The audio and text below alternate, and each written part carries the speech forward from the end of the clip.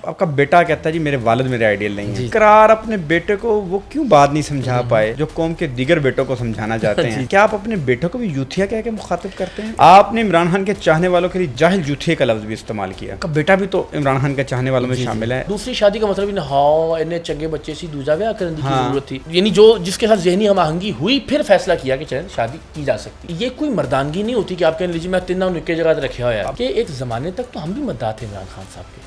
یہ جو آپ سینیریو بتاتے ہیں نا کہ اللہ تعالیٰ کا احسان ہے کہ مجھے کوئی پرابلم نہیں آئی کبھی بھی نا، یہ ایسا لگتا ہے کبھی کبھی افسانوی باتیں، اللہ کی قسم، خدا کی قسم یہ افسانوی باتیں لگتی ہیں۔ میں آپ کو ایسا ہی ہے، ایسا ہی میرے بہنوئی نے 2 شادیاں کی ہیں اقرار بھائی، میری تو ساری زندگی اپنی بہن کو سمجھاتے ہوئے گزر گئی ہے، میں سچ بول رہا ہوں، اور میں تو سمجھاتے ہی گزر گئی ساری زندگی۔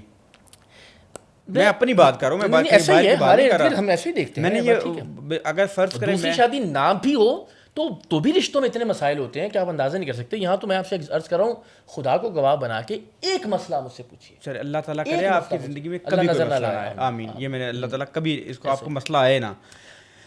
حالات یہ ہیں کہ یہ جو عام طور پہ جو عورتیں ہیں وہ دوسری بیوی کے نام سے اپنے گھر برباد کر لیتی ہیں۔ ایک واقعہ ہے سر لاہور کا، وہ مرد نے شادی کر لی، دوسری بامر مجبوری کر لی، وہ اس کو چھوڑنا چاہتا تھا دوسری بیوی کو پہلی بیوی کے شور کی وجہ سے۔ اقرار بھائی وہ پہلی بیوی نے اتنا شور کیا اقرار بھائی کہ وہ مجبوراً اس کو پہلی بیوی کو طلاق دینی پڑی۔ اگر وہ ہم اس کی بیک اینڈ پہ دیکھ رہے تھے چیزیں، اگر وہ اس کی پہلی بیوی تھوڑا سا صبر کر لیتی وہ اپنی دوسری بیوی چھوڑ دیتا، لیکن وہ ایک ضد اور انا کا مسئلہ برباد نہیں۔ خیر یہ تو یہ بات ٹھیک ہے۔ دیکھیں ہمارے یہاں پتہ ہے کہ اس میں مردوں کا بڑا قصور ہے۔ انفارچونیٹلی اپنے خاندان میں بھی ہم نے دیکھا کہ دوسری شادی کو مردوں نے ایک نیگیٹو چیز یوں بنا لیا کہ جب آپ دوسری شادی کرتے ہیں تو پھر پہلی بیوی کے حقوق، اولاد اور باقی سب چیزیں تیرے تو تنگ آ کے کیتی بھول جاتے ہیں، پھر ہاں وہ پھر پیچھے مڑ کے نہیں دیکھتے آپ۔ تو اس میں جو ہے نا وہ اکثر دوسری شادی کا مطلب انہیں چنگے بچے سی دوجا بیاہ کرنے کی ضرورت تھی، یعنی تصور یہ ہوتا ہے کہ بچے چھوڑ دیے، بیوی چھوڑ دی ہے تو دوسری شادی کی ہے۔ تو یہ تو اینڈ اگین پھر وہی بات کہ ہر ایک کی زندگی کے مسائل۔ ہمارے یہاں پرابلم یہ ہوتا ہے کہ ہم جب شادی کرتے ہیں تو یا تو یہ سوچ کے کرتے ہیں کہ میں نے دوسری شادی کرنی ہے، مرد جو ہے نا اکثر کہ میں دوسرا بیاہ کرنا ہے، اس سمجھتے ہیں مردانگی ہے۔ اچھا جب آپ دوسری شادی سوچ لیتے ہیں تو پھر آپ لامحالہ جو بھی آپ کو آپشن ملتا ہے آپ وہ کر لیتے ہیں، اور وہ ضروری نہیں ہوتا کہ میرے کیس میں یہ ہوا کہ وہ ذہنی ہم آہنگی کے ساتھ یہ فیصلے ہوئے، یعنی میں نے پہلے سوچا نہیں کہ دوسری شادی کرنی ہے اور پھر لڑکی ڈھونڈنا شروع نہیں کی، یعنی جو جس کے ساتھ ذہنی ہم آہنگی ہوئی پھر فیصلہ کیا کہ چلیں شادی کی جا سکتی ہے۔ تو پہلے کیس میں بھی ہے، یعنی ہمارے یہاں middle class lower middle class لوگوں کو ہوتا ہے کہ یار شادی کرنی ہے، اچھے گھر میں کرنی ہے، شادی کرنی کوئی جرنیل کی بیٹی ہو، کسی سیکٹری کی اولاد ہوئی، وہ خوبصورت ہو، اور وہ اللہ نے ویسے بڑی مہربانی کر دی مجھ پر پروردگار نے، لیکن یہ طے کر کے کہ یہ کوالٹیز ہونی چاہیے، آپ جب ڈیسائیڈ کر کے کسی چیز کو ڈھونڈتے ہیں تو آپ کو جو ملتا ہے آپ وہ فیصلہ کر لیتے ہیں۔ میرے خیال میں جو میرے کیس میں چیز اچھی رہی وہ یہ رہی کہ جن کے ساتھ ذہنی ہم آہنگی ہوئی، کچھ برس کچھ مہینے گفتگو کے ساتھ، بات چیت کے ذریعے، تعلق کے ساتھ لگا کہ چل سکتے ہیں، اس میں کسی اور چیز کو دخل نہیں تھا۔ وہ سب چیزیں ویسے اللہ کی مہربانی سے ضرور آ گئیں، نہ شکل و صورت کو دخل تھا، نہ اس میں کوئی بیک گراؤنڈ کو کسی طرح کا کوئی دخل تھا، نہ کوئی اور چیز، صرف یہ کہ ذہن آپ کے کتنے ملتے ہیں اور پھر اس پر فیصلہ کیا۔ شاید اس وجہ سے پھر چیزیں سموتھ رہیں۔ ذرا اب 2 سوال ہیں اس فیملی پہ، پھر ہم نے آگے بڑھتے ہیں۔ یہ بتائیں کہ یہ ذہنی ہم آہنگی کی جو آپشن ہے ابھی بھی آپ نے کھلی رکھی ہوئی ہے یا یہ بند کر دی ہے؟ نہیں میں یہ کہنا چاہ رہا ہوں یہ چوتھی شادی کی طرف بھی بات بڑھائی جا سکتی ہے یا ذہنی ہم آہنگی دوبارہ بھی ہو سکتی ہے؟ میں نے کیا نا، میں نے کبھی بھی دوسری شادی بھی سوچ کے نہیں کی تھی کہ میں کروں گا، میں تو بات ہی نہیں کر رہا، میں کہہ رہا ہوں یہ ذہنی ہم آہنگی کی جو آپشن ہے اچھا نہیں بند ہو گئی، اب بند ہو گئی، اب بنے بھی تو نہیں کریں گے؟ نہیں اب بہت ہو گیا نا بیٹا، اب بیٹے کی شادی کا وقت آ گیا، اب یہ کہ مجھے لگتا ہے کہ بس ہاں آپ کہتے ہیں اب ہو بھی تو شاید یہ فیصلہ نہیں کرنا چاہیے، ہو بھی تو فیصلہ نہیں کرنا چاہیے۔ آپ تو بڑے بولڈ ہیں، آپ کہتے ہیں بھائی زندگی میں جو فیصلے کیے ہیں کسی الحمدللہ تو صرف بیٹے کی وجہ سے رک جائیں گے؟ نہیں بیٹے کی وجہ سے نہیں رک جاؤں گا، مجھے لگتا ہے کہ اب جو ہے نا وہ جو ایک وقت ہوتا ہے نا جس میں آپ کا زیادہ انٹریکشن ہو رہا ہوتا ہے، اب ہم کچھ اور مقاصد پر کام کر رہے ہیں، اب کچھ اور گولز ہیں زندگی کے، مصروفیت بالکل الگ طرح کی اور دن کے 24 گھنٹے کی مصروفیت ہے، تو شاید وہ سپیس ہی زندگی میں اب نہیں نکل پائے گی کہ جس میں آپ کسی کی طرف راغب ہوں، کسی کو بات چیت کا وقت ملے آپ کو۔ یا 2 باتیں یہ بتائیے گا کہ یہ جو اللہ تعالیٰ نے آپ کو مہربانی فرمائی، اللہ آپ پہ ہمیشہ یہ مہربانی رکھے، یہ جو آپ کی ہم آہنگی ہے ہم آپ کی جو پہلی اور تیسری بیوی کے درمیان بڑی ہم آہنگی دیکھتے ہیں.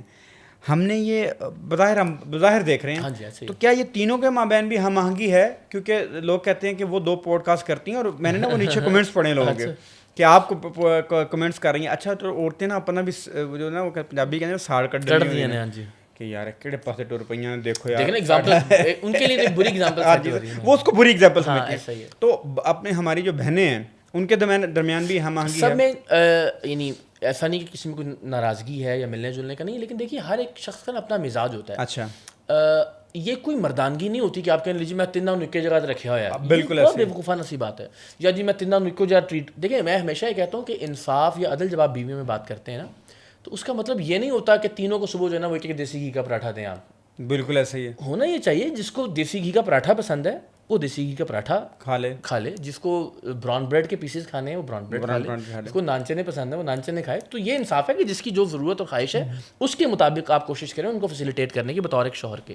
تو فرق اب مزاج ذرا تھوڑا سا مختلف یوں ہے کہ وہ تنہائی پسند اور اپنا again career oriented, YouTube, Facebook, content creation اور ذرا اس طرف کا. تو وہ ظاہر ہے وہ ساتھ رہنا شاید, یعنی وہ شاید سسرال کے ساتھ یا رہنے والا مزاج نہیں ہے, تو وہ بالکل اس طرح سے وہ خوش ہے. تو جس کی جو یہ دونوں ایک دوسرے کے ساتھ خوش ہیں تو ان کی رضامندی, جس دن ان کو لگے گا کہ نہیں اس دن بالکل جو فیصلہ ہے دونوں کریں. تو یہ کہ زبردستی آپ کہیں کہ تینوں کے ساتھ رہنا چاہیے, اور نہ یہ کہ تینوں کے ساتھ نہ رہنے کا مطلب ہے کیونکہ آپس میں ناچاقی ہے, ایسا بھی نہیں ہے. ملتے ہیں مختلف اوکیشنس کے اوپر, چاہے برتھ ڈیز ہیں یا کہیں ملاقات ہو جائے, لیکن کہ وہ ہر ایک کا چونکہ اپنا مزاج ہے, 2 ساتھ خوش ہیں تو بالکل ٹھیک ہے. اچھا, میں چونکہ 15-17 سال سے اسی فیلڈ میں ہوں, ہماری لوگوں سے شناسائی ہوتی ہے, معاملات ہوتے ہیں. میں آپ کو یہ یقین کے ساتھ کہہ سکتا ہوں کہ میں نے اس میڈیا کی فیلڈ میں یا اوور آل زندگی میں ڈیسنٹ 3 خواتین جو دیکھی ہیں نا, اس میں سے ایک فرح بہن ہماری, جو فرح بہن ہے ماشاءاللہ. اور مجھے نا بہت لوگ تعریف کرتے ہیں. میں اب بتاتا ہوں کہ کچھ لوگ ہم کل, میں چونکہ آپ کا پوڈ کاسٹ کرنا تھا تو دوست کے ساتھ میں نے کہا کہ یار کل اقرار بھائی دا پوڈ کاسٹ کرنا ہے. اس نے مجھے جو الفاظ کہے میں آپ کو سناتا ہوں, یہ کمپلیمنٹ ہے ضرور. کہنا طارق صاحب میں میم فرحت دے نال بیٹھا ہاں, جڑے انہوں نے اپنے کولیگز وغیرہ دے نال بیٹھے, بندہ بیٹھتا ہے نا, کہنا طارق صاحب وہ نجی گفتگو دے وچ بھی کدی اس عورت نے ڈیسنسی نہیں کھوئی اپنی, نا بندہ ڈیسنٹ. انہوں نے کہا جی اپنی نجی گفتگو میں جب دوستوں میں بیٹھی ہوئی ہیں, جیسے انہوں نے کہا جی مدثر اقبال صاحب کے ساتھ ان کی بڑی رسپیکٹ کا تعلق ہے, عثمان صاحب ہیں, آپ جانتے ہیں ڈائریکٹر, اب وہ کہتے ہیں یار ان گفتگو میں بھی نا کبھی ہوتا ہے نا کہ بندہ نجی گفتگو میں تھوڑا سا ڈیسنسی سے نکل آتا ہے, وہ اس میں بھی ڈیسنسی سے نکل, یہ ان کی ایک ہے. ان کو لوگ بھی جب ملتے ہیں ہم ساتھ ہوتے ہیں تو وہ ان کو یہ کہتے ہیں کہ آپ کا بہت سافٹ اسپوکن ہے, اور بہت تو یہ اچھا کمپلیمنٹ. تو یہ باقاعدہ اس نے کہا, میں نے کہا یار یہ ایسے ہے. میں نے کہا جی زبردست. اچھا یہ بتائیے گا, عورتوں نے جو آپ کو تانے دیے ہوں, جو مشہور تانے کی آپ نے کیا کر دیا, وہ مشہور تانے اگر عورتوں کے تانے کچھ بتا دیں ہمیں.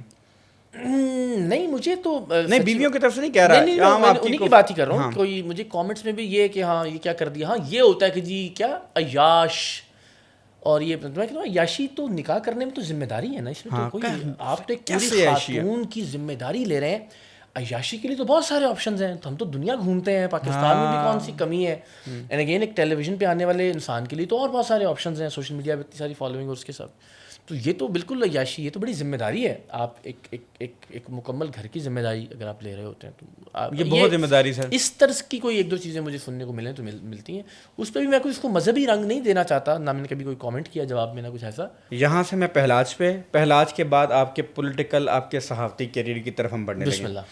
یہ بتائیں, ایک دفعہ کسی نے پوچھا, پاشا صاحبہ نے غالباً پوچھا, ندا پاشا نے پوچھا آپ کے بیٹے کو کہ آپ کا آئیڈیل کون ہے. انہوں نے کہا جی میرے والد میرے آئیڈیل نہیں ہیں, عمران خان ہے. عمران خان میرے آئیڈیل ہے. جو میں نے سوال لکھا, میں سوال وہ دہرانا چاہتا ہوں کیونکہ میں نے وہ یہ کہتے ہیں کہ آپ کا بیٹا کہتا ہے جی میرے والد میرے آئیڈیل نہیں ہیں. جی جی. اس کے آئیڈیل وہ ہیں جس کو اس کا والد منافق کہتا ہے, کرٹیسائز کرتا ہے, جھوٹا سمجھتا ہے. بالکل ٹھیک ہے. اقرار اپنے بیٹے کو وہ کیوں بات نہیں سمجھا پائے جو قوم کے دیگر بیٹوں کو سمجھانا چاہتے ہیں. اور آگے کیا آپ اپنے بیٹوں کو بھی یوتھیا کہہ کے مخاطب کرتے ہیں؟ نہیں دیکھیے وہ سوال مکمل ہونا چاہیے. جی جی. آپ نے عمران خان کے چاہنے والوں کے لیے جاہل جوتھیے کا لفظ بھی استعمال کیا. جاہل جوتھیے میں آپ کو دکھا دوں گا. اچھا سر میں کیا ہے. اوکے. آپ کا بیٹا بھی تو عمران خان کے چاہنے والوں میں شامل ہے. اس کو کیوں نہیں سمجھاتے؟ اچھا اس کا سوال یہ دیکھیے، وہ جو جس سال کی بات ہے نا وہ تقریباً غالباً 6-7 سال کا تھا. جی جی.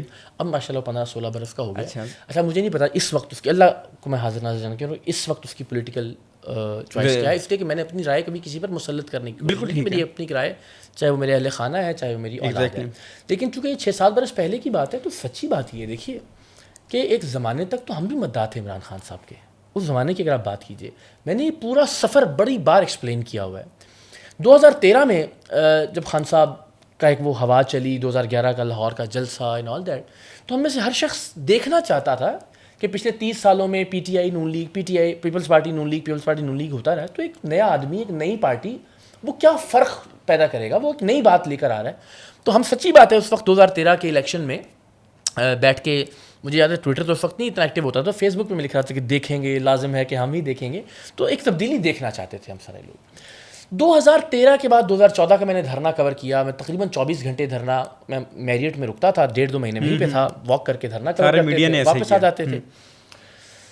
اس زمانے میں خان صاحب سے ملاقاتیں بھی رہیں، مبشر لقمان صاحب کا پروگرام بڑا تاریخی اور سارا. اور پھر ہم نے دیکھنا شروع کیا کہ جرنیلوں کے فون کس کس کو آ رہے ہیں، کیا کیا. ہم تو اس سارے معاملے کے گواہ ہیں نا. 2013-14 کا دھرنا، میں وہ واحد جرنلسٹ تھا جو آنسو گیس کے شیل کھا رہا تھا، اور طاہر القادری صاحب اور عمران خان صاحب اپنے کنٹینرز میں تھے. ہم ان کے ورکرز کے ساتھ آنسو گیس کے شیل کھاتے رہے ساری رات.